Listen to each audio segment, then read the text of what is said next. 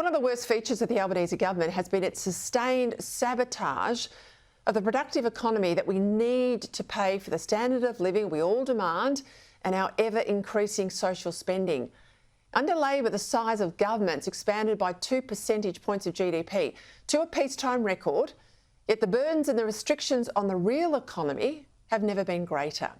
Think of all the green tape, the red tape, things like the emissions safeguard mechanism, all the extra union interference, such as industry-wide bargaining.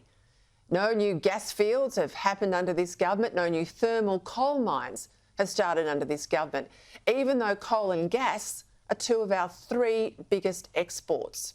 They've shut down the live sheep trade, and if re-elected, it's absolutely certain they're going to shut salmon fishing in Tasmania. And it will be worse, much worse, if, as is still the most widely tipped outcome, we end up with a Labor Green Teal sort of minority government. The North West Shelf is just about our most important mineral province. And the West Australian Labor government has given all the approvals now to extend its life for another 50 years. That this approval process, just for an extension's taken 6 years, in itself shows just how hard it is for productive business in this country. When asked about it today, though, the Prime Minister couldn't give a direct answer about whether the federal approvals would come online, instead dodging the question and then calling an end to his press conference. If that could be demand, though, of Kate Chaney in a minority government, what are you going to do there? Well, these matters are before the Environment Minister. The Environment Minister responds in accordance with the law.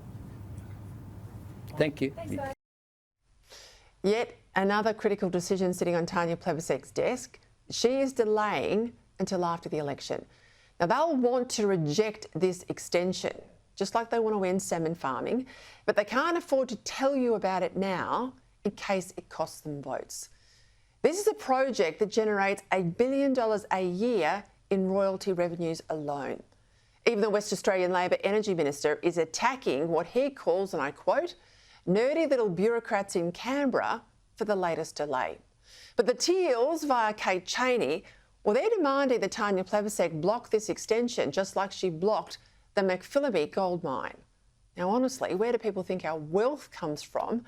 And what are we supposed to do when they've closed down the resources and the agricultural industries that alone make us a first world country?